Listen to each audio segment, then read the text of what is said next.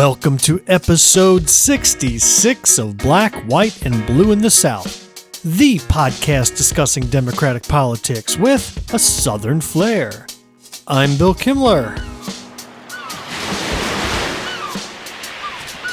And we're still on summer break, but the good news is that Jumelle and I will be back next Wednesday with an all-new show, a fascinating guest, and some frank discussions on a few hot topics recently. For your daily black, white, and blue fix, you should follow us on Facebook, YouTube, Instagram, TikTok, Threads, Mastodon, or Blue Sky. We have a Linktree page that'll help you connect to us in your favorite social media platform, so look at those show notes on your podcast app. But in the meantime, Jumelle did leave this message for you while putting some miles on her car. Let's hear what she has to say. Happy Thursday. It is the day after Black, White, and Blue in the South dropped a best of episode. So I thought, let me just take a couple minutes and just shout out my co-host, Bill, for the amazing work that he does on the production side of things. And he does so much, and this is his passion point. But you know, I happen to be driving along and I'm just listening to the episode again, and I typically listen to them more than once. But in these best of episodes, we get the opportunity to revisit some of the touch points that we probably missed, right? So I'm driving down the road and I'm laughing to myself because I've recorded then, I've listened to the episode several times, right? And each time I hear something, I'm responding to it as if I've never heard, like I have more to say. I want to keep this conversation going. Oh, wait, did we think about this? Oh my gosh, maybe we should have said. So it's always a conversation starter, and which is good because if you don't talk about situations, they become obsolete. So it's important to keep these things fresh. And so I appreciate the best of episodes. And when we go on vacation, it just hits just right to fill in that void or that gap. And even in this one, go back and listen to it because this best of episode just reminded me of how great the voices of people are, right? So our guests come on, of course they volunteer their time to speak, and they come on and they drop some real nuggets. I mean, some real strong heavy hitters. And I'm listening to the best of that just published yesterday, and I was able to grab like 5 or 6 strong statements that if you were ever asked, how do you feel about such and such, these statements could apply. So I'm thinking like, oh my God, we're teaching as well as informing. And it's all fact-based. I love that part about Black, White, and Blue in the South.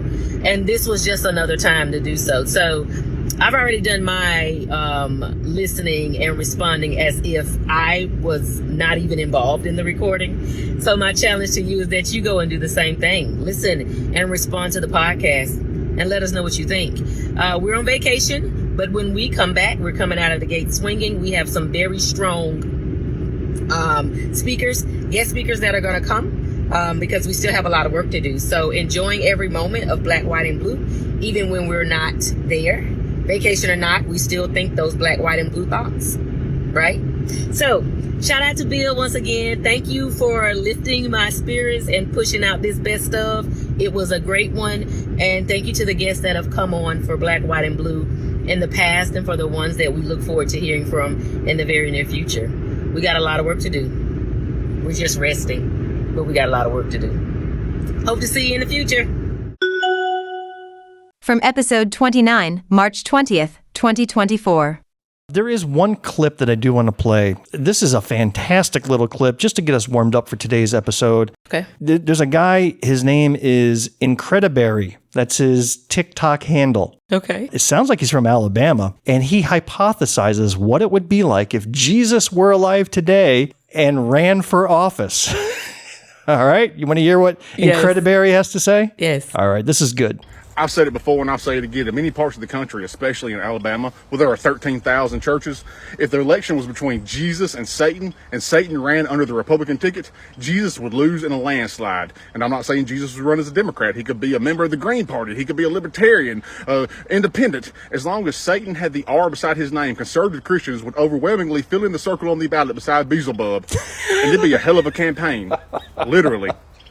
They point to Jesus saying, welcome all immigrants, and say, we can't have open borders. They point to him saying, render unto Caesar, and say, Jesus worships the government and would raise taxes. They point to his words of love, tolerance, and not judging, and call it DEI. They see him heal the sick for free and say, who's going to pay for that? I pay my medical bills. Why should I have to pay for somebody else's? They will come up to him on the campaign trail and say, hey, are you that fellow that's running against Satan? And Jesus will say, I am he. And they say, oh, we don't do them pronouns around here. They will point to him, feed the masses, and say it's socialism and we should be giving handouts. And if you want to eat, you should pull yourself up by the bootstraps and not depend on the government. They will say Jesus is against abortion and gays. And Jesus will say, well, I'm Jesus and I've never said a word about either. And then they go, Jesus is gone woke. They'd use this picture in ads saying this is what they want. Grown men in dresses reading to kids, indoctrinating our precious children with their sick agenda. You can't tell me that wouldn't happen. Conservative Christians would literally put Satan into office over Jesus as long as Satan had an R beside his name. And then without a hint of irony, they say, we got to get Jesus back into people's lives. Because they will hear everything I just said and say, well, we're not actually against any of that. We're just against the government being a part of it. But they want religion in the government because we're a Christian nation. But they don't want to do any of the teachings that the Jesus they worship taught. Because the only way you can be a conservative Christian is if you vote for the people who do the opposite of what Jesus said to do. How else can you explain the party of Protect the Children proudly wear AR-15 lapel pins when guns are the #1 killer of kids, and their other preferred piece of decoration is a cross, which Jesus died on? These are the people who would stand under the cross as Jesus told the thief, amen, I say to you today, you will be with me in paradise, and mutter to themselves, they should have complied. Hallelujah, and roll tide. Wow, was he wrong? Nah, he brought it. It's facts. Can I vote for that guy? Yeah, I know, right? Oh, yeah. He Right. get my vote. Man, Yeah. he was, I don't know what it would take to come up with that material or be able to say it like that off the top of your head, but that guy was amazing. He was Every natural. point was spot on. Yeah, it was natural. That was incredible. Yeah, that needs to go viral. I Maybe think it already has. is, I don't know. It has, Okay. Sevi. All right. You're good. I'm sure he appreciates the advice. Yeah. From episode 26, February 28th, 2024. Mike Johnson, currently the Speaker of the House. He's an odd unicorn for He is shaking some stuff up. Yeah, he is an odd unicorn for the Republican Party. On one hand, he is fundamentally Trump in his beliefs and how he has represented himself. But he's been really quiet in some sense because I think for the most part, when all of a sudden it wasn't Jordan and it wasn't Scalise, and it almost seemed like they may fall back and go ahead and just elect McCarthy back into the speakership. But out of nowhere, it was like, oh, well, here's Mike Johnson. He's a fundamentalist Christian who believes that abortion shouldn't be available to anybody even 2 or 3 weeks before conception. He has his own list of books that should be banned in schools. Apparently, he wants to reverse gay weddings. Yeah, he does. He believes in the electroshock therapy that could potentially Conversion therapy. Conversion therapy. Yeah, well, His wife actually ran, I think, a conversion therapy center or was affiliated with one. he represents so much of what Mike Johnson was the we give up candidate. Yeah. Because remember, this was like 21 days of Congress doing nothing. And those Republicans were just getting the living crap beat out of them by the nation, by the media, by everybody, and rightfully so.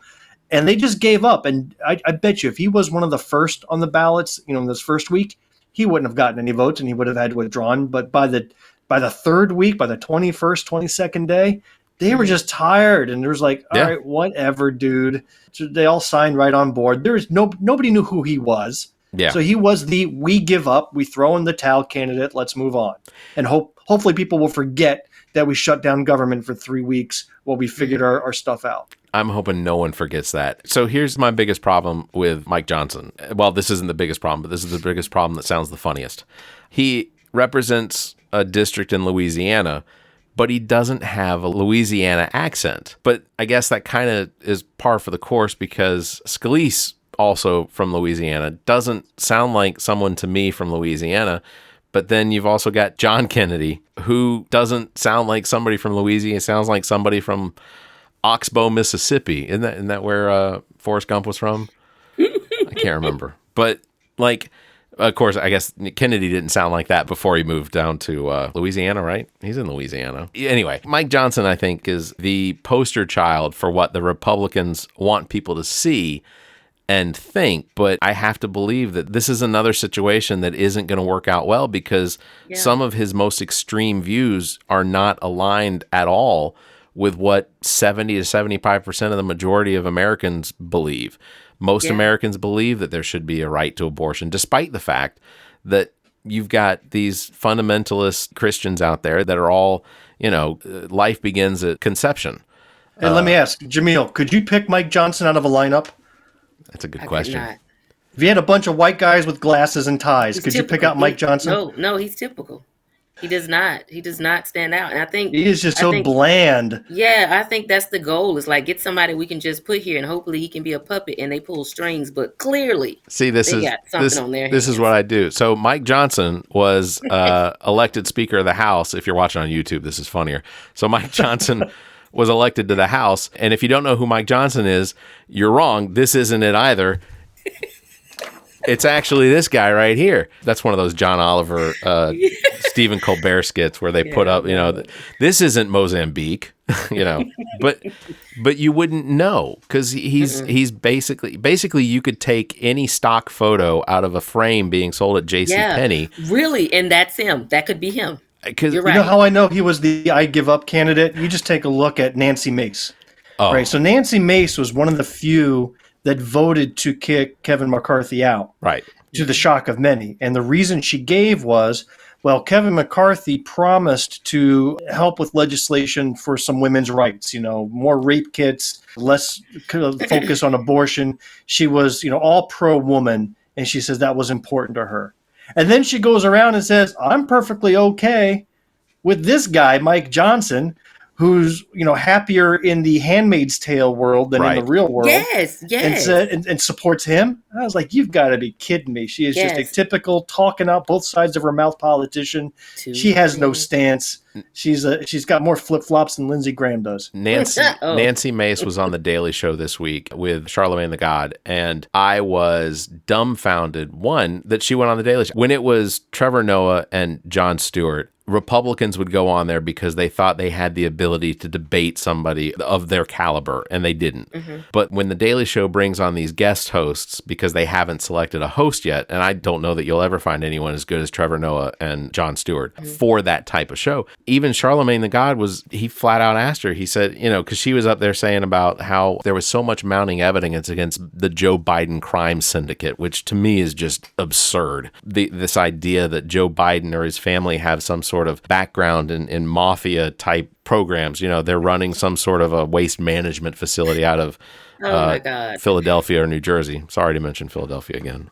But it's just this idea that Joe Biden would be capable of doing something like that. I don't see it. And meanwhile, Nancy Mace flew up to New York to stand in front of Trump Tower, which I believe is owned by the state of New York now because of his criminal behavior. It's pretty close to be. Absolutely nuts. Does Trump? I don't get him. Does Trump own that? I mean, does the Trump family or the Trump Enterprises or whatever their business conglomerate is called, but do they actually own Trump Tower, or is it just that he's leased his name on the building? You're asking me an area of expertise that I could care less about, so I honestly don't know. That's fair. But yeah, no, Nancy Mace, at one point, while I didn't give her much respect, I lost a lot of respect because when Charlemagne asked her specifically, what about Trump? What about all the evidence against Trump? And she's like, what evidence? He said, well, any one of the 91 indictments counts against him. And she said, well, which indictment? And he was like, Georgia. She goes, I haven't seen the evidence. We all saw the evidence. We've heard the phone calls. We've already had, 3 of his own lawyers have already said that they would turn evidence against him if it got them off the hook. So listen, the Republican Party needs to do away with that elephant as their little favorite animal and replace it with an ostrich because they do nothing but stick their heads in the sand and pretend like this stuff doesn't happen or it doesn't exist. Exactly. But I always say that party is the king of distractions. They will, create the biggest puff of smoke. So while you're not looking, they're behind the scenes coming up with something else. Yeah. And that's all this is. She's saying what evidence? Lady, pick any piece of it. She can bump into a piece of evidence right now and see that Trump is guilty.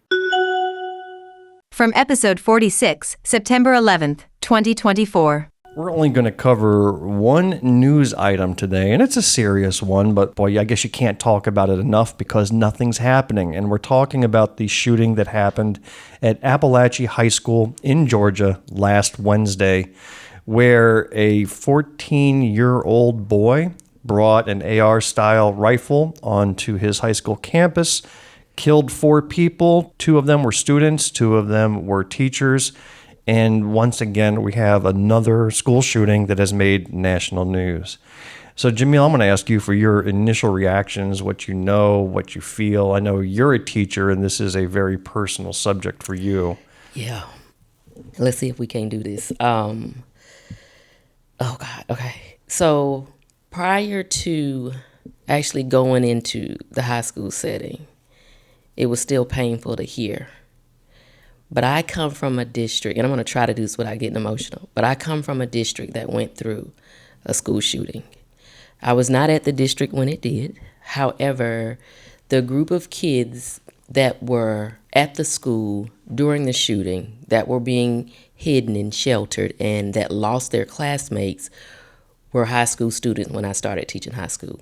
So each one of those kids that went through that torture came through my classroom. They came with the scars and the fears that come along with that. True real-life PTSD, heightened anxiety, severe impacts on the mental stability.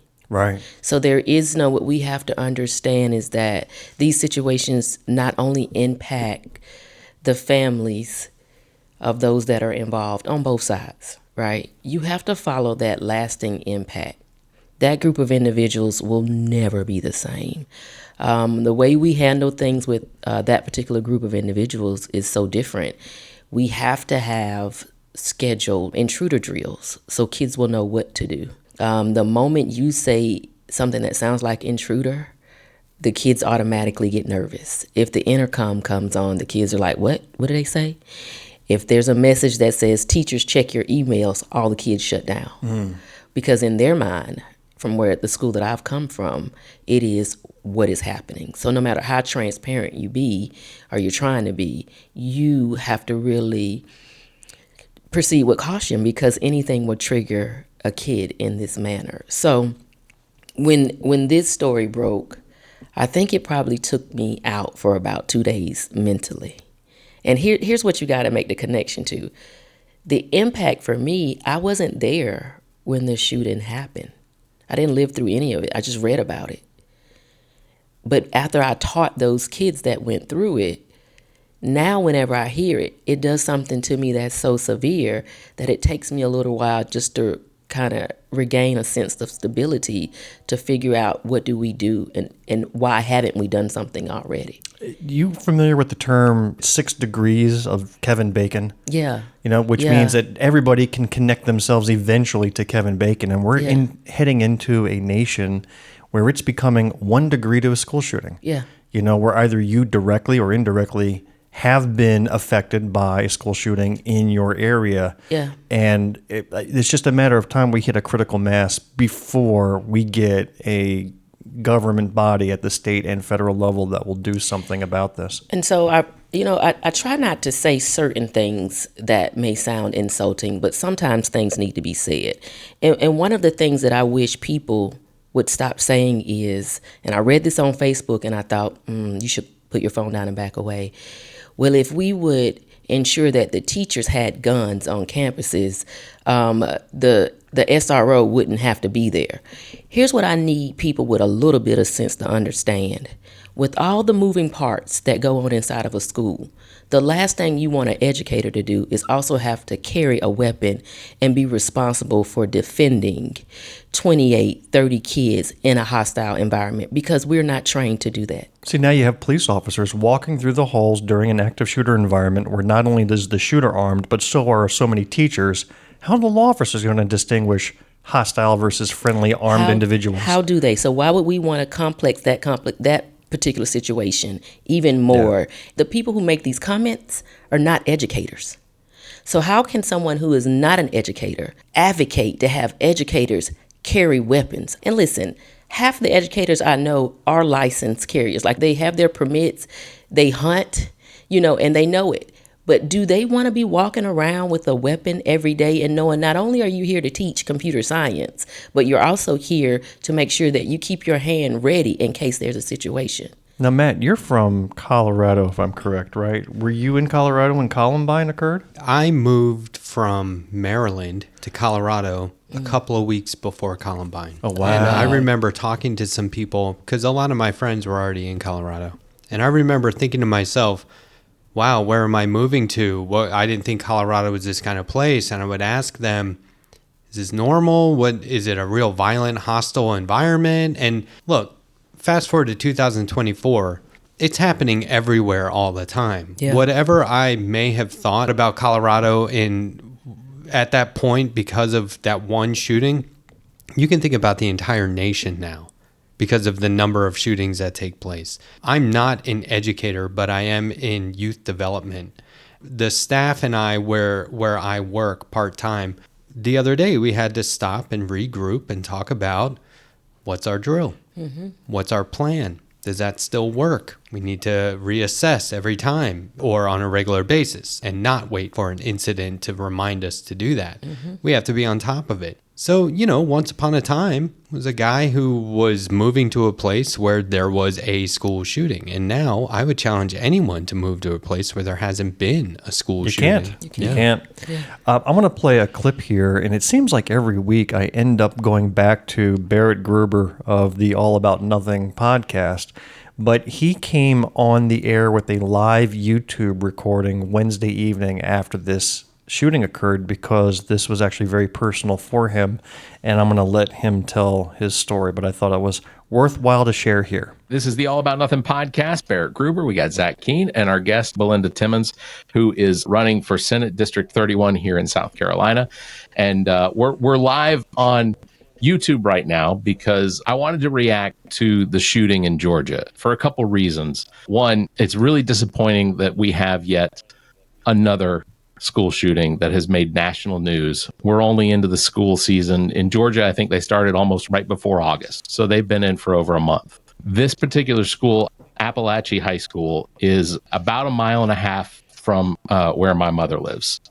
And as it's being reported right now, 4 dead, 9 injured. There are no details on the victims that have been released yet. Less than 2 miles away from where my mother lives. And it's literally 4 turns from where she lives. It's in Winder, Georgia. The first full-time radio and TV gigs I ever got were at WIMO AM 1300 in Winder. It was a small. Can you hear his voice start to waver? First morning show. That later moved into a DJ VJ position at a TV station where I did news and sales. And at that TV station, because they had just built and completed Apalachee High School, I got the opportunity to do football play-by-play for the Friday night football. And so I have a special connection to Apalachee High School because that was where I did my first commentating. And I've already cried several times over this. But this is the symptom of ignorance in our country in respect to what guns can do and how when we don't properly respect the power of the guns, this is what happens. And out of that respect, my opinion is that we need more stringent gun laws, or else we're going to continue to have these situations. We need background checks. We need responsible gun ownership, even in my opinion, again, in the form of gun insurance, firearm insurance that makes you responsible. You have to pay for that responsibility. It's the same as owning a car, in my opinion. And I wanted to just comment on it and say that I have family that has children that go to Apalachee High School. Their children are all accounted for, but not everyone's child is accounted for tonight. And purely out of respect for them, I just wanted to go on and do a little quick live to say that I don't know how it gets better, because in this country, we have such a love for guns that it outweighs the responsibility and it outweighs what it is that those guns affect. And I don't know how to make it more clear, but these types of events are going to continue to get closer and closer to home. And they're going to affect every single one of us personally. I needed to say it. And I need I need for people to take a look at themselves and acknowledge what it would be like to go home tonight to a missing place at the dinner table, because that's what this is. There are 4 families now that have missing people at their dinner table, and it's not going to get better until we acknowledge that responsibility of owning firearms is it's an awesome responsibility, and we love our guns. We do. I have guns, but they're responsibly taken care of, and my children know that the gun is not a tool for fun. It's not. And I don't know what was in the mind of this 14-year-old that committed this atrocity. He's been taken into custody, and my hope is that they'll get some answers, and maybe someone can get some sort of build a profile off of something like this, because a lot of the time we don't get the benefit of the shooter being alive to be questioned. So I'll cut it there. Barrett hit a lot of points. He went right into the wound with that finger. Tough to watch, but this is what people are feeling. And the more this happens, the more this level of desperation will rise. And I don't think that those who are quote unquote Second Amendment proponents or NRA supporters, they're not going to like the results from continued years and decades of inaction. It's going to hit a breaking point where you had the opportunity for some reasonable legislation, some reasonable policies to be put into place. But at this point, when every family in this country is affected, there is going to be drastic change that's going to break upon these waves are going to break upon it one way or the other. A lot of times you don't make laws when you don't relate to them. And so for the individuals that you just mentioned, like NRA or anybody whose advocates are saying that they want to protect the Second Amendment right, you can't protect that right if you don't have people left to protect it. And so I think we need to understand that attached to every one of these rights that you are claiming to uphold and protect, there's a person that is attached to that, and they need to be here if you want to keep protecting it. But what I wanted to see is just to create that bridge of relevancy. The reason these individuals are not saying that, hey, the alarm has been sounding over and over again, because it has not impacted them as of yet. And so if their children are not in these places, right, they don't understand the pain that's associated with it. So, but when you are right, I think that once it does, there's going to come a time when those individuals are going to say, oh crap, we've got to do something. But it's only going to be when it has a strong negative impact on them. Some more facts about what occurred, and CNN, and links to their articles are in the show notes. CNN did a very good job of sort of collecting a lot of data points on this shooting as information has come out. First of all, just what the students and teachers had to do to survive, and the stories they're coming out and telling are just unbelievable. I'm going to quote this article. In one classroom, a 14-year-old said she kept the suspect from getting through the door when she saw him pull out a gun. She did. And after a teacher in another classroom was shot, students say they pulled him back inside and used the shirts off their backs to try and stop his bleeding while barricading the door. These children are in combat zones. They are in, like Vietnam War, they are in the middle of a war zone, acting as if trained soldiers were in there. And it's just unbelievable that kids are being put into that situation. And how were they put in this situation? And this is the unbelievable part. This shooter's father, 54-year-old man, has been arrested and faces a maximum sentence of 180 years in prison.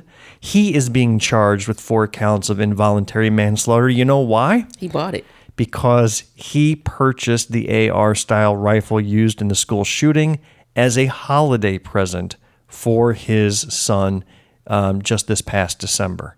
So this is the mentality. When you are giving your children weapons of war as Christmas gifts, that is a problem with society. That is a poison in our mentality. And as Barrett says, he says it's just a matter of this gun worship where you're seeing it more as a toy that you're going to defend to the death your right to have, rather than as an awesome responsibility to have. Then this is going to continue to happen. I always consider the contributing factors here. There's so many variables that are going into play here. But if you look at South Carolina So to everyone that's in South Carolina that is representing us from the state or the Senate level, here's what you should consider. If you want to say that you're tired of South Carolina ranking in the bottom of education, how about eliminate some of the contributing factors that definitely play a role on that? Kids can't learn if they don't feel safe. It's just not going to work. I don't care what you do. If they don't feel like when they get off that bus or when they park their cars in that parking lot, that they can come into a place and actually learn without having to fear if that is going to be their last day or not, you're going to always stay at the bottom. Well, to be fair, I grew up in a school environment where I feared all the time. I was taught by nuns who beat us mercilessly. Oh my God. I kid you not. And yet somehow I was able to learn. So I don't There's know. no comparison. You haven't met Sister Roberta. Yeah. No comparison. Every day you make it home, I think we'll take Sister Roberta over the gun at any date. Yeah, she could disarm that shooter easily just with that stare she gave. I actually like the terminology that I recently heard from Tim Walz. I hadn't heard it put this way before. Everyone talks about gun reform and gun reform policy. He talked about it by calling it gun violence reform and gun violence policy. That really spells it out for you. That really paints a picture. We're not coming for your guns. We're trying to address the violence that are caused by these weapons. That's it. And it's not saying you have to defend yourself and your right to own these weapons. It's saying that they're being misused. Exactly. And that they're causing, death. And not just that, but kids. And so the exact same conservative candidates who are pro-life and anti-abortion are always talking about protecting life, right? And what about afterwards? Exactly. Now that the kids are in school, you say there's literally nothing that can be done. This is a fact of life, so saith J.D. Vance. Mm-hmm. So we have one presidential or vice presidential candidate saying we have to address gun violence. And we have another vice presidential candidate saying it's a fact of life and there's nothing we can do about it. Those are two extremes. I think that when it comes to protecting life and ensuring life and protecting, children, there is no debate to be had. You address the gun violence, and anyone who says there's nothing you can do about it, it's a fact of life, should be removed from the conversation. Immediately. Yeah, you are no longer contributing to the conversation by your very words. From episode 25, February 21st, 2024. My dad was a white slave, a Kentucky Republican tells the NAACP. Boy, Lies. talk about not knowing your audience. Lies she told. Like you would think this was an article taken from The Onion. By the way, I don't know if you know The Onion, but it is my favorite news satire newspaper going back to the 90s. I mean, they've been around since forever. Oh my goodness. But this article sounds so ridiculous to be true, but it is. This was brought to my attention by a listener and former college classmate of mine. Okay. Mr. Patrick, thank you for this tip. Thank you, Patrick. He Facebook messaged me, and I read this, and I thought he was sending me a spoof article, but no, this is real. So here is what the news organization Mother Jones reported. In Kentucky, local state Republican Representative Jennifer Decker spoke to a local chapter of the NAACP on the first day of Black History Month. What date would that be, Jumelle? February the 1st. She spoke to them. All right, so kudos, first of all, for a Republican state legislator speaking to the NAACP on the first day of Black History Month. I think that's progress, right? No, that is not progress. Well, not after you hear what she had to say. Okay, go ahead. She showed up to explain why she introduced a bill seeking to eliminate DEI initiatives. What does DEI stand for? Diversity and inclusion, honey. That's what we need, equality and inclusion. That's right. So she wanted to make the case to the NAACP that DEI made schools more divided, more expensive, and less tolerant. So she was there to pitch that case. Again, I don't know if she knew where she was or if she had delusions of being able to convince them, but during the Q&A portion of the event, an audience member asked Representative Decker if her family had played any role in the slave trade? That's a great question to always ask. It's like, hey, did your family own slaves? Like, it matters in today's day and age. But here's how she answered it. She says, my father was born on a dirt farm in Lincoln County. His mother was the illegitimate daughter of a very prominent person who was then kind enough to allow them to work for him as slaves. So if you're asking, did we own slaves? My father was a slave, just to a white man, and he was white. That was the quote from Representative Decker. So a reporter later caught up with Decker and really pressed her, saying, are you saying that, you working on or your parents working on a farm is equivalent to chattel slavery that, the blacks have suffered for 400 years in this country? Are you saying the two are equivalent? And she later explained that her father, who was a preacher born around 1933, which was 68 years after slavery was outlawed, was born into poverty and worked with his family on the property they lived on. In parentheses, the author wrote, it's unclear whether the adults were paid, though the Courier-Journal notes that it sounds more like Decker's father was forced by his parents to do chores and that the family were tenant farmers. Shame on Decker for tainting her father's story with this crap. Shame on her. Now, her father probably was a hardworking man. Yeah. But what she just did was she just debunked that whole theory, and you don't even give him the recognition that he's due if he was a hardworking father. Now, we're not saying that being a tenant farmer was an easy life. That meant you didn't own the land you were forced to work on, but you know what? You could work your way out of it, become a free person, entitled to all the rights of society therein. Bill, her daddy was not a slave, and I need for people to stop doing that. Let me tell you some things about this article that got me riled up, and he knew it would get me riled up, so thanks for sending it. When Bill saw it, he probably said, yeah, Jamile's going to be ready for this one. And she was. This lady had the nerve to say, use the word kind enough to allow her family to work there. My problem with this is whenever you use the word kind in the same sentence with slavery, I already know what you're going to say is going to be insulting and it's going to be biased and it's going to be a bunch of crap. So anything she said after that part, I'm thinking to myself, lady, remember you're talking out loud. This is not your inside thought. So everything you say can and will be used against you. The other thing that she said is, which I thought was a big issue for me. And I'm going to say this and I'm not going to back away from this. When you read her response, this is what really infuriates me as a black woman. Wait a minute. You keep bringing that up, and I'm always surprised every time you say black. that. Oh, my God. That I'm black. I keep trying to tell people I'm black. Y'all should understand now. This is what really takes me to another level. The only time non-blacks want to at least begin to admit a little bit that slavery could have been real and could have been harsh is if it goes to make their story of pain and suffering look better. So here she is, she's going to say, well, my dad was a slave. You cannot say that your dad, who might have been in your eyes a slave, is equivalent to slavery for 400 years, lady. Stop trying to compare apples to oranges. That's not what we have. And if the only time you can step back and say slavery was horrific, it was awful, it should have never happened, and we apologize for that, if the only time you can do that is when you're trying to make yourself out to be a victim, you can keep that crap because we don't want it. We're going to play a game now. Oh, Lord. Because as horrible of a statement about slavery as hers was, it's not the only one out there that's hit the public market. So I'm going to play some clips of other wonderful quotes about slavery. See if you can guess who it is. You can probably tell by the voice, but let's see if you can tell. Here's clip number 1. You ready? Yeah.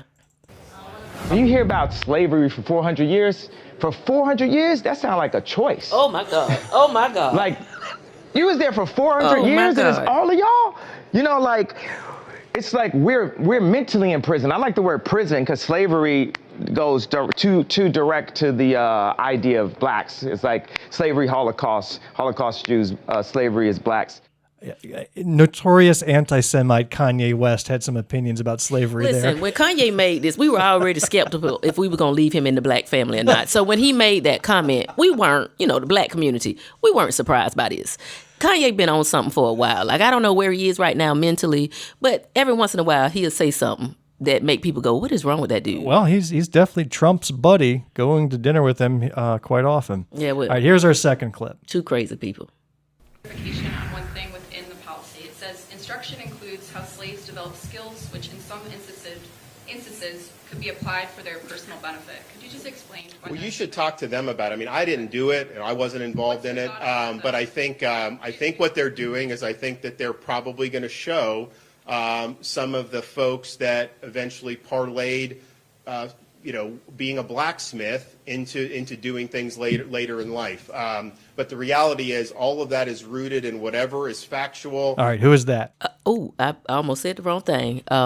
I don't know who that is, Bill. That's Governor Ron DeSantis of Florida, and almost the Republican nominee for president of these United States, talking about the Florida policy and the curriculum where there was a line that Did he said use the term parlay? Parlayed. That slaves received skills that they benefited from.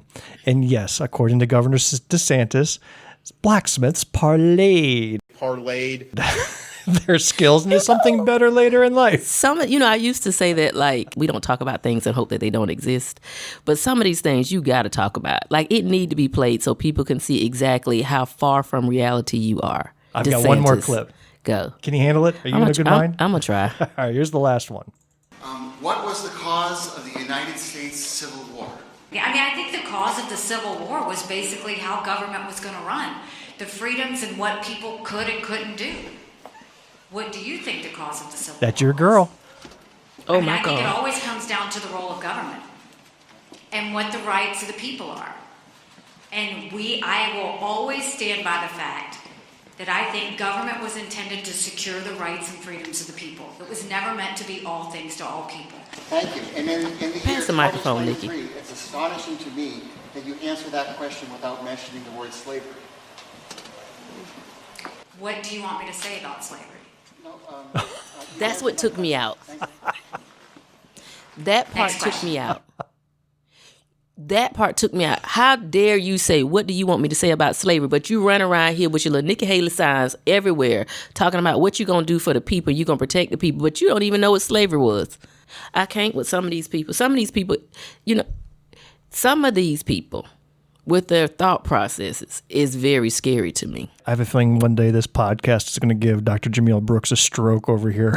She is going to have an aneurysm and just fall over on the side from the stuff that we find and play. So let's move on to our next news item, which is certainly going to bring us back to a better place. Okay. From episode 13, October 25th, 2023. This is a heavy one. I don't know if I can handle another one. This is a heavy one. This next article is about child marriage in South Carolina and throughout the United States. So I'm going to lay some heavy facts on you. You ready for this?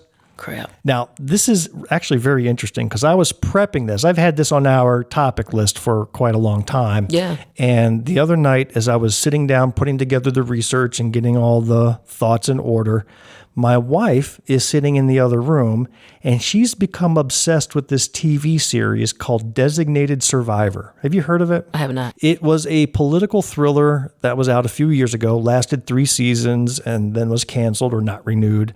It starred Kiefer Sutherland. Do you know that name? He's a famous star. I don't. You'd recognize him if you saw him. If you remember that TV show 24, he was the main character in 24. Anyhow, you and I might run in different TV show circles. Okay. Yeah, I'm a Hallmark girl.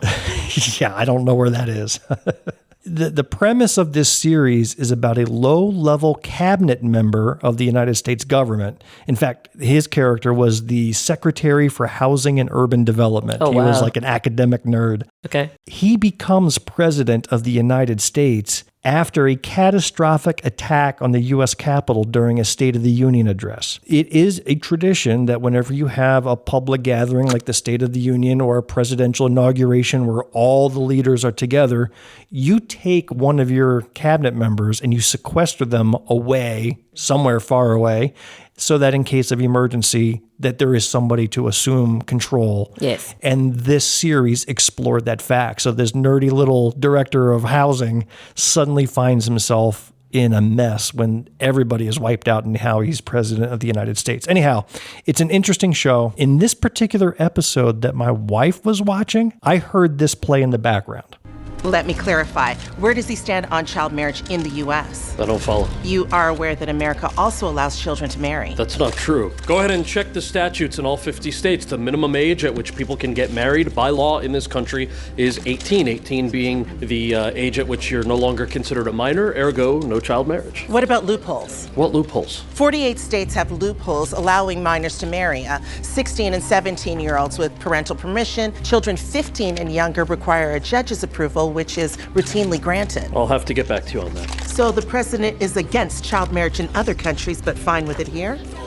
So it was a very relevant statement. Everything that was stated in that clip is absolutely true, and I want to dive a little deeper into that. Oh, wow. According to the New Republic, this is a news source, Republican state legislators are opposing bills to raise the age of marriage consent to 18. So there are states in this country that has the age of consent that's lower, and Republican state lawmakers are opposing it. The United States has pledged to the United Nations 7 years ago that it would end child marriage by the year 2030. But it doesn't look like we're going to make it because of Republican opposition. In March of this year, the Washington Post did an analysis and found that 43 states, including South Carolina, does allow children under 18 to get married. Another study found that there were incidents, now get this is since the year 2000. We're not talking the 1800s or 1700s. Yeah. Since 2000, children as young as the age of 10 were permitted to get married.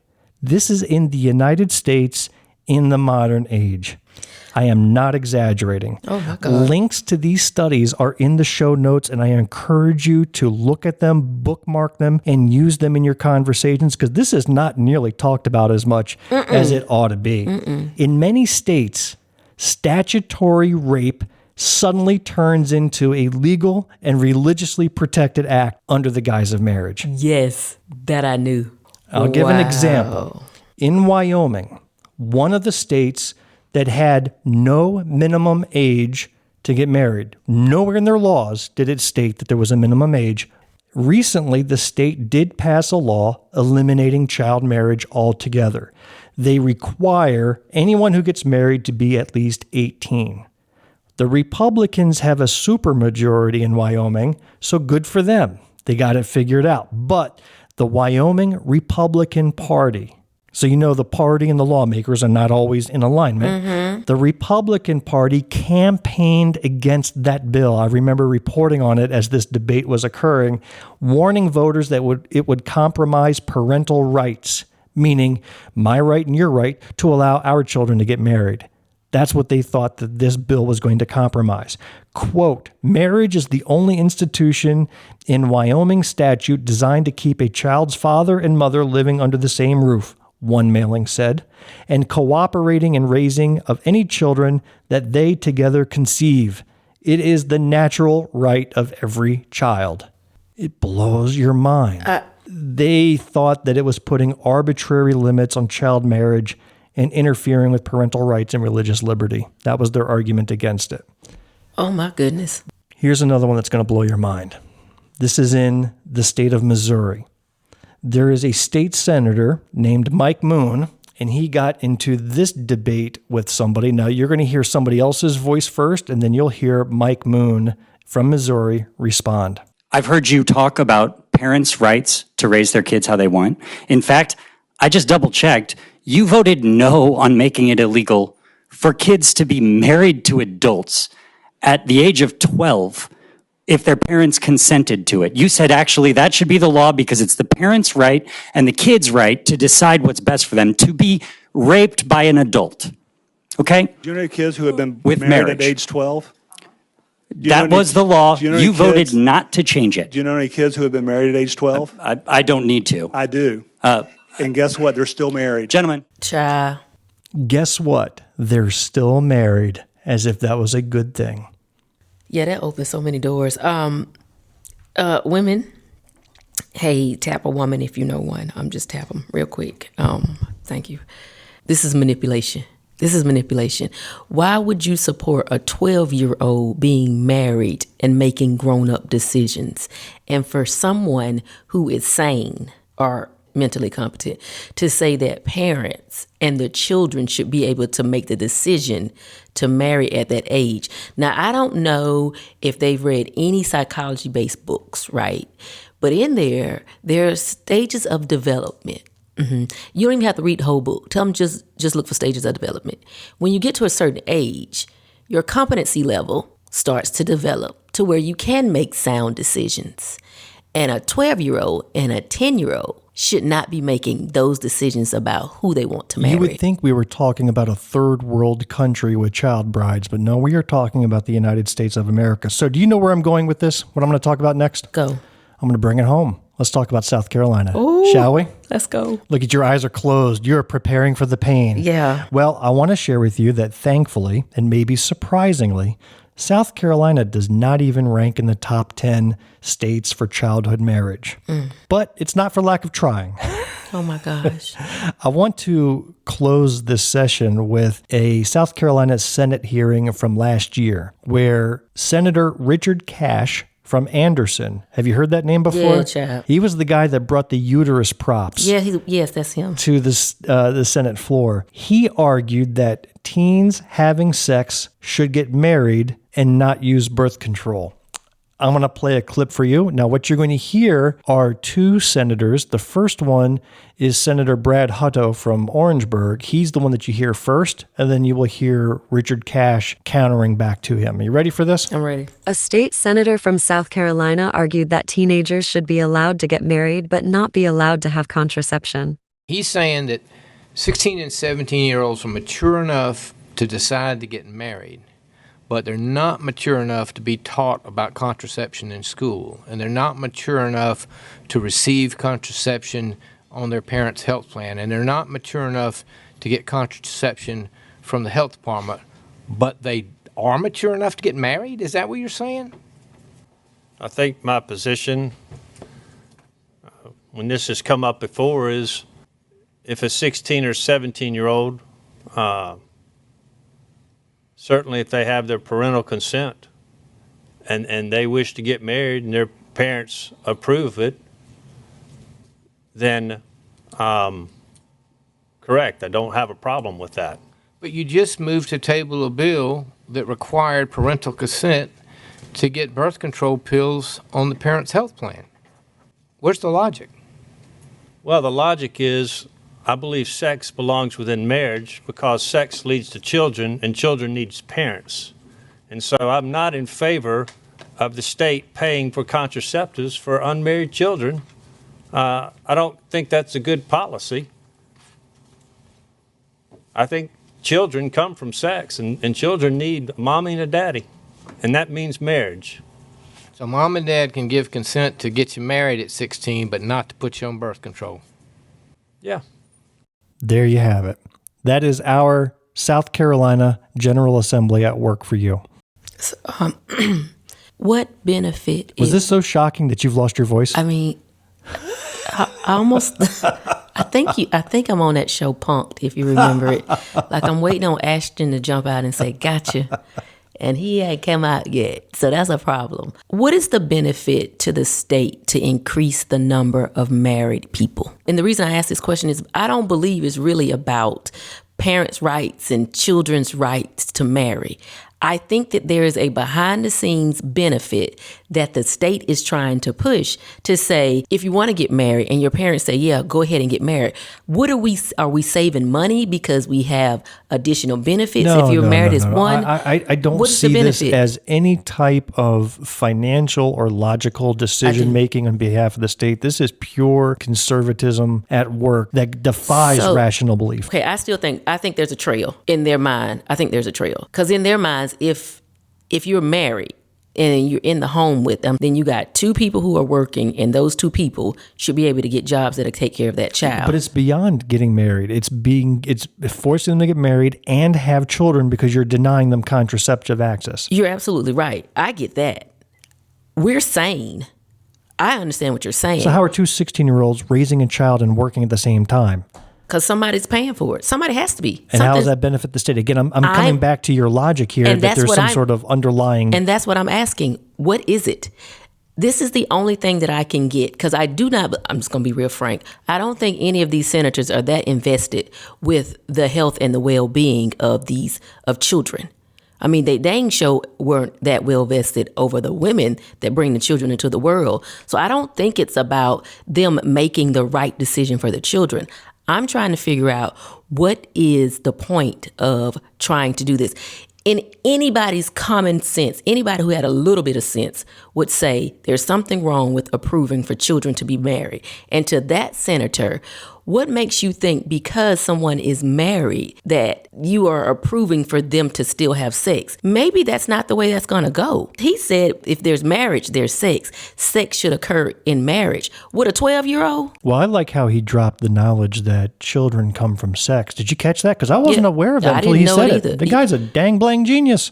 Let me wrap up with just some facts about South Carolina and the marriage age requirements law. So this is what is in our state books and in the South Carolina Code of Laws, section 20-1-100. Basically, it says that you must be 18 to get married. Minors who are 16 or 17 can get married with parental consent. And then that's it. It's as simple as that. Quote, any person under the age of 16 is not capable of entering into a valid marriage, and all marriages hereinafter entered into by such persons are void ab initio, which means from the beginning it's completely voided out. So how old's your boy, your youngest? 17. What if he came to you and says, Mama, we're getting married tomorrow? That's some crap. The answer is no. The answer is no. Well, what if you had given consent? What if he got parental consent? He could still get married. He could, but he's not getting parental consent from us.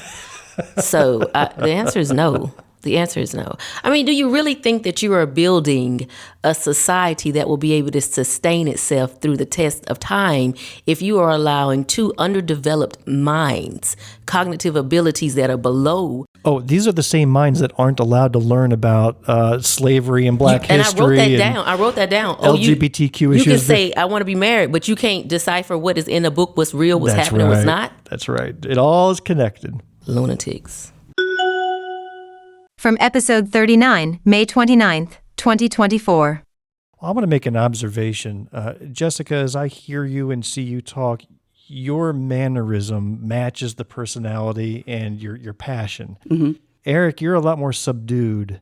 But I have to say, when it comes to you and the written word, when it comes to you reading your testimony, which went viral, by the way, and my observation was it wasn't because your message was that much different than everybody else's message. You were preaching the same things. You just had a different angle on it. Just you wouldn't expect those words to come out of your mouth. Mm-hmm. And again, that's just reaching against people's prejudices and preconceptions about combat veterans and how they stand. And that's why I think the national media grabbed onto it, because it was so different. Yeah, you expect mamas to be the mama bear and fight for their kids. Yeah. But then you've got a somewhat grizzled-looking combat vet that's challenging you to go in the front lawn of the State House, right? Yeah. I would like to play a video, not of your testimony, but I will refer back to that in our show notes. But you had put out another video here that I thought was absolutely riveting, and I don't know, Jumelle, if you've even seen this yet. Let me there see. was an op-ed put out by the state a few days ago as well. Yeah, we're going to come to that. Yeah. We've got that lined up as well. That was amazing. Which was awesome, yeah. Like I said, the written word and the spoken word,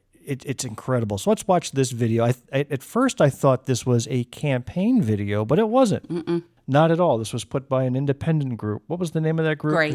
Grace. So I would like to play that now because this was just really moving.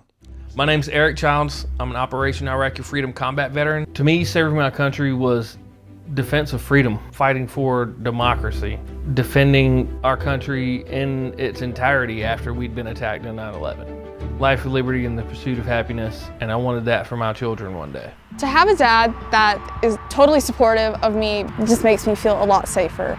I live in a small town in South Carolina. I absolutely believe in protecting my rights, and I absolutely love my trans child. I love my kids. I'll fight you tooth and nail for my kids. As a combat veteran and very proud father of a trans child, I ask that you respect the sacrifices that were made in the name of freedom for this country and vote no for Bill H4624. My child has parents that get to decide his health care. The legislators that want to dictate these bills and try to regulate what kind of treatment my son can receive, it's absolutely against conservative ideology because conservatives are typically about small government. To my core, every child deserves to be loved. Every single one of them. If you love your child, I need you to step back and love them enough to believe them when they tell you who they are. Love them at all costs, beyond everything. What'd you think, Jumelle? You know you was going to take me out. I said I was going to hold it together this episode. Oh, dude. That was amazing. How did that come about? I went to their YouTube channel. That's the only video there so far. What's so the first was their one? Inaugural launch. But how do you top that? I don't think there's a way to, and I'm so incredibly proud of Eric and so incredibly proud of our child for That was the amazing part is when your son was out there firing with you on the range, practicing. I mean, there is not a more compelling scene than that. Right. And, there's a lot of negative commentary that comes along with putting yourselves out there. There have been death threats, threatening me, and it becomes scary, but we are a normal family. We have a lot of kids. We are, live in a brick house, out in the country in Anderson County, and we're just typical people.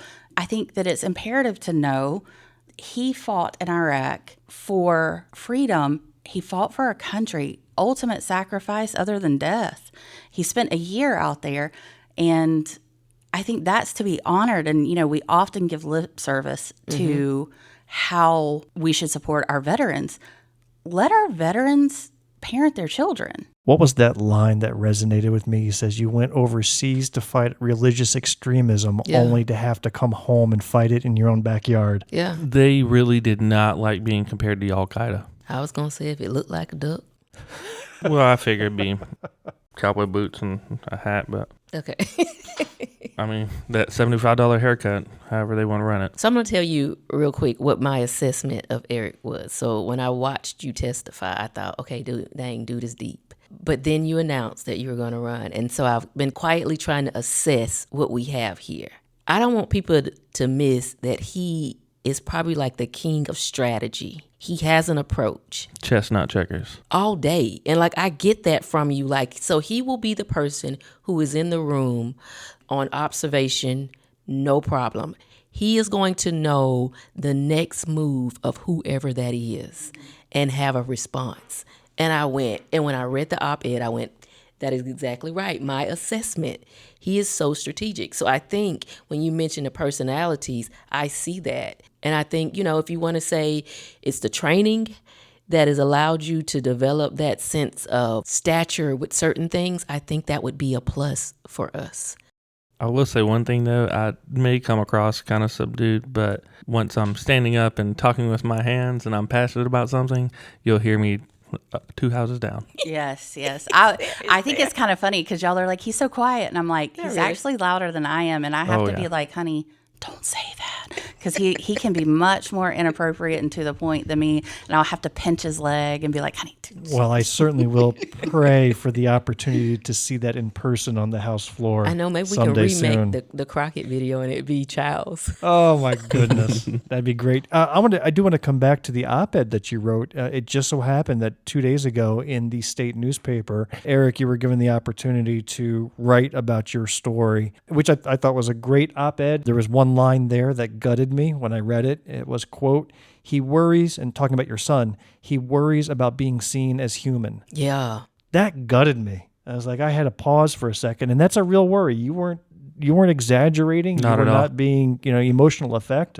That's the truth. Mm-hmm. That's absolutely 100% correct, because my son's a person, and anybody that wants to disagree about it can meet me outside. And I loved how you spent paragraphs that described who he is. Yes. What his likes were, what his talents are, what his challenges are, and really didn't come out of the gate defending what he is, because that's just a small part of your son as a whole. He's a teenage boy. Yeah. He's enough. And you have all my Amazing teenage sympathies boy. for that. Fantastic child. I've had a teenage boy too. Jamil's had more than one. Yeah, I know. Oh goodness. This one eats us out of house and home too, so it pretty much fits all of your stereotypical son things. But yeah, Right. he has personality, and he'll tell you this is not the only thing about me. I'm not just trans. And I just, I just want to say, why are we focused on that part of who this amazing person is? Please don't even get me started on the It is fact just that unbelievable. I am mystified by our legislators' obsession with what's in children's pants. Yeah. Yes. Please mind your own business. Like, Please stay allow over a there. parent to parent. Like, the support is there, and that is half the battle. Hearing Richard Cash say the word orgasm like 4 times on the floor just made me want to vomit. I almost just threw up in my mouth. I'm unaware of an individual claiming ability to orgasm when they were blocked at Tanner 2. Tanner stage 2 is the beginning of puberty. All right, I got to go find that now and turn that into Oh, a mix. it's bad. I don't know if I'll be able to take Wow, it. what It's gonna be good, context though. could I that can't wait to see possibly this. have been in? I don't even remember. He's worried about transgender persons later on changing their mind and not being able to achieve orgasm. As he says. He said that? Yes. Multiple times. Multiple He is times. apparently He had big time multiple worried orgasms. about transgender persons' O's. Now, Right there on the house also floor. doesn't change the fact that what was it? We read that stat. It was the number one looked up porn in South Carolina was transgender. Trans porn, yeah. Yeah. So I mean, Did they trace it's that kinda- back to Richard Cash's IP address? I mean, There has to be something that is causing the whole government to say, hey, parents, you don't really know what you're doing, and you don't know what's best for this whole child that you have raised, you brought here, and you're caring for. Well, we have to look at the other side briefly. Before we do that, were you approached to write this op-ed, Eric, or did you just submit it on your own? we were approached, yes. All right, so you were approached. Did you know that your op-ed would appear side by side with that of Senator Danny Verdon, who had the opposite? No, I did not. So what was your reaction when you opened up the paper that day and saw the counterpoint to your point? That's a good question. I've yet to read it. Oh. Yeah, we have had to make pacts with each other that we are not reading the opposite. We're not reading the comments, and we're not going to read the opposite. You have something nasty to say, go ahead and say it out into the ether somewhere, because that's about how much it bothers me. Yeah. Well, I'm not going to do him the favor of reading quotes from his, but I will point out that one of his arguments was about studies. And you know how the side loves to pull out studies. The ones that are attacking education and defunding science always runs to studies. Studies which, by the way, they absolutely cannot understand properly, misinterpret, or twist. And in this case, he said, quote, several studies, and he only provided one study, but several studies have shown that children who are not exposed to transition procedures are more likely to desist from gender dysphoria over time, AKA they grow out of it. That's what he says studies show. So I have a background in science. I read studies for a living. That's what I did. So I went and looked at this study that he quoted in his article, and it was a single study from 2012. So let's check the calendar. How many years ago was that? 12. Okay, and that one was about a group of 70-plus boys who wanted to transition to girls from 1989 through 2002. That's the date range. Again, let me do the math. That's 22 years ago plus, back when knowledge about this subject was very limited. Treatments were limited, both for mental and physical treatments.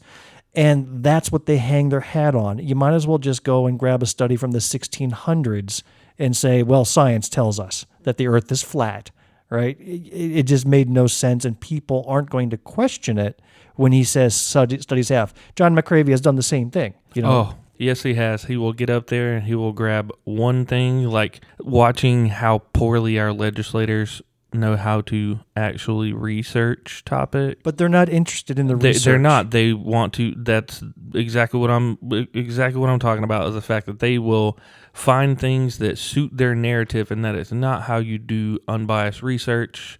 That is not how you get an effective, correct, true response. And McCravey is notorious for it. It drives me up the wall listening to him get up there and spout things he heard from 60 Minutes like it's the gospel, and then everybody around him just like, oh yeah. And there's not one other person that went, I'm sorry, can you cite that source for me? Oh, I'll get that for you later. Can we see that source now? Like, I don't understand this. Oh, I can get that for you. No. You came here, you wanted to quote it, you want to use that as your box to stand on and say all this. Let's see the proof in that pudding. All right, we're hearing the loud Eric now. Yeah. All I got to do is say McCravey 3 more times and watch him go Didn't ballistic. I tell you it's like certain names are like Beetlejuice. If you say it 3 times, they just... Or Magnuson. Magnuson's another good one for him. The dilatory nature of that man makes me want to pull my beard hair out one at a time. And this is someone who was not interested in politics in the slightest. Yeah, But now I have to go watching look up what the word dilatory means. Thanks. now I got to do research. Just watch the House floor, and anything he's in, they'll typically make him stop presenting his amendments because they are considered so dilatory. He just repeats the same thing over and over and over again, trying to latch on. Like, he just throws crap at the wall and waits to see what sticks when it comes to making amendments that he thinks will kill a bill. And it's so annoying to watch. It's like, dude, everybody knows what you're doing and you're just wasting everybody's time. I'd be so angry if I was sitting in there. I'm wondering, when we're talking about research in these individuals, we do know that not all of them are probably reading the stuff that they're saying many sources have said, or you know that there's someone on their team that say, hey, probably use this. And so one of the things that frustrates me from a research standpoint is when but we do it with everything. And I'm going to say this, they do it with the Bible too. They grab out that one part that they want to use to support what they're saying, and it's their perception, it's subjective. But they grab that one piece and they try to use that. What frustrates me is, can we please get the entirety of the study? There is the background in most of these studies. It's broken down into several parts. You need the background. You need to know what was the problem that was there. And then do a little more about describing how the subjects were tested. How were the participants tested? What were the contributing factors? What were the variables? If you're not doing that, do not get on the House and the House and the Senate's floor and tell me a study said it when you haven't provided the foundation. My big issue is this, is that if you're going to be the same person that hopped up there and said, I don't trust scientists for this vaccine, yet get up there and say, oh, we should trust what these scientists say, and those kids can't do that. Well, and I think that it comes to like an individual care thing too, like even citing that study, individualized care is individualized. There are kids that may detransition. That's okay. As they grow up, it's okay. But, that doesn't negate the rest of these children who are going to transition. And the thing is, we're so stuck on these kids can't have surgery. Well, there's no surgeries happening in South Carolina. None. No surgeries happen to minors. You don't have to have surgery to be trans. Correct. But what amazes me is that they're like, oh, well, they may change their mind. Yeah, do you still have the same haircut you had when you were 6? Jumelle doesn't have the same haircut she had last week. I mean, it looks awesome, though. Thank you. So let me ask you two, since you both have testified, and Jessicka, that wasn't your first time testifying, was it? It was not. You're experienced at that. I'm going to ask a question that troubles me because I can answer it both ways and feel strongly about it. Do you feel there is value in testifying in front of lawmakers do not value testimony of parents or experts, and not just on the subject of transgenderism, but on any subject for that matter? Do you feel that it is just a clown parade, or do you feel there is true value in going through those motions that will not have the effect that you desire? That's a hard one because I can say exactly the same thing about both ways. And I mean, I've testified about DEI. Eric has too. That one wasn't as popular though, but he actually did really well with that one too. But, I think that it's hard when they're not listening. But I think that's a part of the problem that we're wanting to solve, is that you want to be heard. If there are 49 people who came in a torrential downpour, then they need to be heard. There's something, and you can only get one guy from out of the state to testify for the bill. There's something to be said for that. And I think that's part of the problem is that, we don't have legislators who are hearing us, but we definitely are going to be heard no matter what. And there's, so many different issues that are going on in South Carolina. I'm really big for like the book banning and stuff. And that's kind of what sprouted all of this for me was them coming after our county library board. So I started Anderson Reads to back our educators, to back our librarians. And that's been wildly popular. So the people in Anderson are there. And they feel like they're not being heard because it doesn't matter if we're going to the library board, to the state house, we're not being heard. And that's an issue. I do think that is extremely important, not quite so much as to change the mind of the legislator that you are there to change the mind of, because you go in that room and you already know they're not going to hear you. They've got either their religious convictions, or they've got their personal convictions, or they've got convictions of special interests. Either way, you know that you're going in throwing rocks at the mountain. Essentially, you're fighting a losing battle. When you walk in the room, you have to already preconceive that concept. But at that point, you're not speaking to the representatives. At that point, you're performing for everyone else that's ever going to see you speak. You are building momentum for the movement that you are trying to affect. You have to get your voice out so that people can hear it and it will resonate with them. That's how you change votes. That's how you change perspectives. That's how we're going to shift South Carolina. Winter is coming. I think that's the answer, and I appreciate the Game of Thrones reference you threw at the end. I caught that. That was good. Winter is coming. Yeah. That's the answer. That's it. Because if Eric had not spoken, if Jessicka had not spoken, if all the others had not spoken, you and I would not have had 2 episodes about it. Correct. And not only that, we had another podcast replay our episodes on their show. It's a podcast called the All About Nothing podcast in Columbia. They rebroadcast our show. They were so moved by it. So we know thousands have heard those words beyond the reach of the social medias and the TikTok clips that are played and so on. So I think, and while you're right, it may not have had any effect on the outcome of the legislation, like you were saying, Jumelle, they're looking beyond that. They're looking at other legislation that may be coming down the pike 2, 4, 10 years from now. Because what I've always said, that whatever egregious mistakes have been created by legislation can be undone by other legislation later on. And I think you're building a great groundwork for that. That's honestly part of why I decided to run, because one, the people we're running against cannot go unopposed in the state again. And 2, because even if I don't win, other people will see me run. Yeah. Other people will see me, the guy that looks like me. I know exactly what I look like. I look like this on purpose. You don't need me telling you that? It disarms people that are typically unfriendly to people like my children. Yeah. It does. It allows them to out themselves. So then I know exactly what kind of person I'm dealing with. It allows me to, being fluent in code switching, I can speak to groups of people from just about anywhere you want to pull them from. But I know that when I walk into the room, people don't expect anything other than good old boy to come out of my mouth. Well, we're running close on time here. What I want to end up with for this episode is to allow you to talk about other issues that you're passionate about. And Jessicka, I heard you slip through book bans and education.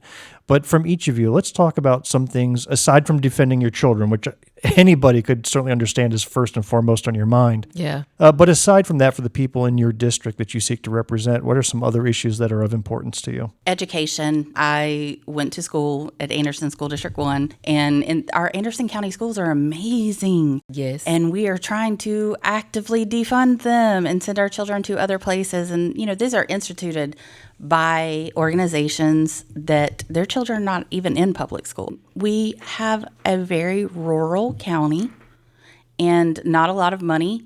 A lot of our Anderson School District 1 schools are Title I schools.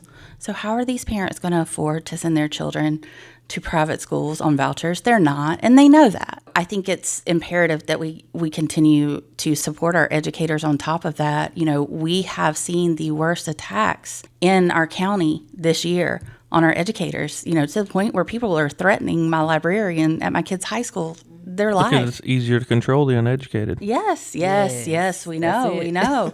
And, I think those are imperative. And of course, I'm a huge, reproductive rights. And when Alabama came down with no IVF, Oh my goodness. Eric and I actually had discussed having one more child, but that would include me having to have IVF. So I was like, that would take away the right to do that. Now I'm too old now, but when we first got married, but why would you take that away from us? I think it's important that women have the right to choose when they have children, when they don't have children. And that's always been a huge issue for me, especially having, we have 3 daughters. And that, it gets to the point where it's kind of scary. And, your mom's a trauma therapist, so she sees all the really bad things that can go on in our state. And it's important for us to be able to make those decisions, I think. Eric, how about you? Like my wife said, public education is a huge thing for us. Anderson school districts, as she said, are absolutely phenomenal. Some of the highest test scores in the state, especially pound for pound, penny for penny. Anderson County school districts are right up there as far as rankings are concerned with their test scores. It amazes me to watch people think that dismantling that public education system is the way to go. It's like, are you guys from here? Did y'all learn that somewhere else, that's how school works? But outside of that, also body autonomy, the ability to do with your person as you wish. That goes not only for women's rights, trans rights. Honestly, if government's interfering in your life, it's doing too much. I'm huge against government interference, really big on trying to pull some of that back if I were to be elected. There's just too many things that are regulated that shouldn't be.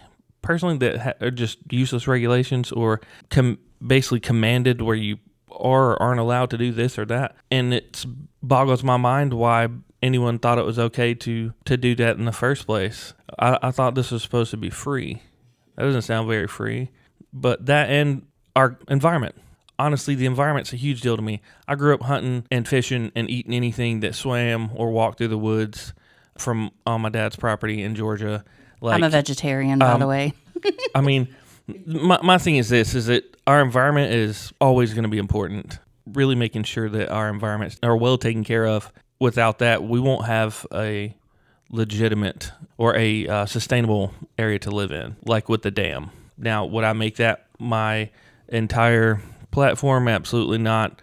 Just because there's so many other things that are important to go right along with that. I think right now South Carolina has so many issues, it's hard to nail down exactly what you want to do. Mental health is a huge one of mine. I'm a licensed professional counselor associate, 5 hours away from being a licensed professional counselor. So, mental health is such a huge thing in South Carolina, and we're basically defunding it too, and there's so many things just in this last legislative session that we have not listened to the professionals. We've not, as far as constitutional carry.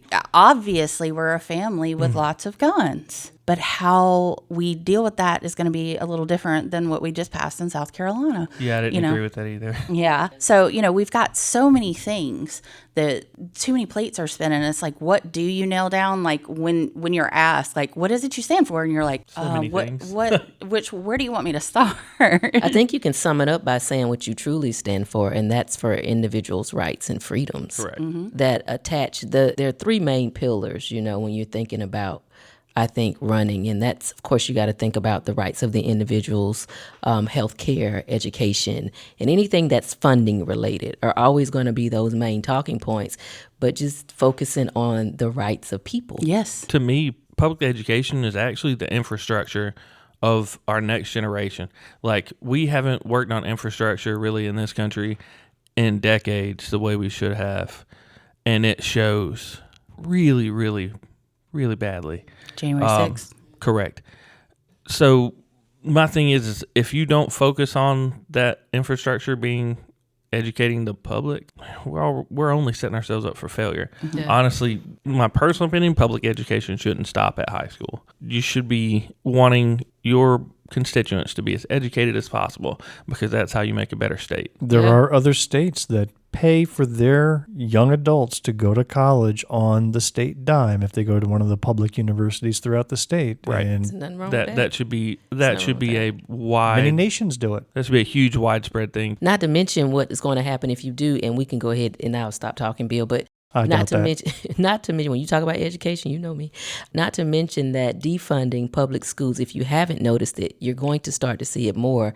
They don't even have the funds to fill for the positions that they have, and they need credential individuals for. So they haven't even started to defund, and they're already coming up on the school year, and they don't have the funds to put a credentialed person in that seat. Now, if you think about the number of employees that South Carolina education system employs, here's what we got to figure out. When we start to defund that, what is the next step? You're going to have unemployed individuals that won't be able to gain employment and sustain the lifestyle that they once had as an educator. So how does that impact the state? It doesn't promote the state or advance the state. It puts the state moving backwards. Mm-hmm. But we're only talking about defunding. We're not talking about the individuals that are going to potentially lose their jobs and their careers once we start to pull this away in order to make a couple of people happy. And Anderson County is huge with industry. I mean, we have Millikens, Michelin. We have huge industries. We have the potential to pull lots of brilliant people to our area. And if we're not teaching their children, why would they bring their children to Anderson County? Exactly. So we're going to start seeing, people walking away from those types of jobs and not want to take them because they can't have their children educated appropriately. So, Jessicka, I know some of our listeners want to learn more about you. Where do they go? Spearman4sc.com. Fantastic. And Eric, I don't think you've got a website up yet, do you? I do have a website up. It's actually ericchildsforsc.com. Well, that's very creative because I'm Kimmler4sc.com. What are you? Whoa. Jumelle for SC. Okay. How about that? Look that. We all for SC. Okay. Hey. We got a good start here. Right. And that's a wrap for this episode of Black, White, and Blue in the South. And we have to recognize the memory of Eric Childs, who passed away in a tragic accident mere weeks after that last clip with him was recorded. Our love goes out to Jessicka and that entire incredible history-making family. We hope you enjoyed what you heard today. Please take a quick minute and leave us a rating and a review of this show. We really want to know what you think. If you do, it'll scrub Jumelle and I off that dang blang Epstein list. And only after that will we feel safe to come off summer break and do some new dang blang shows. If you are a blue dot in a red sea, keep the faith. Keep up the hard work. Change only happens over many years of work and dedication. As Donald Trump's favorite son, Donald Trump Jr. once said, "How is it that my father can be convicted of 34 crimes, but no one on Epstein's list has even been brought to light? I'm trying to figure out how that's possible, right, folks? It's almost like they're trying to protect those pedophiles for some reason. I can't imagine why, right? We're not allowed to say they're groomers, but when they act a lot like groomers, sort of tells you everything you need to know, right?"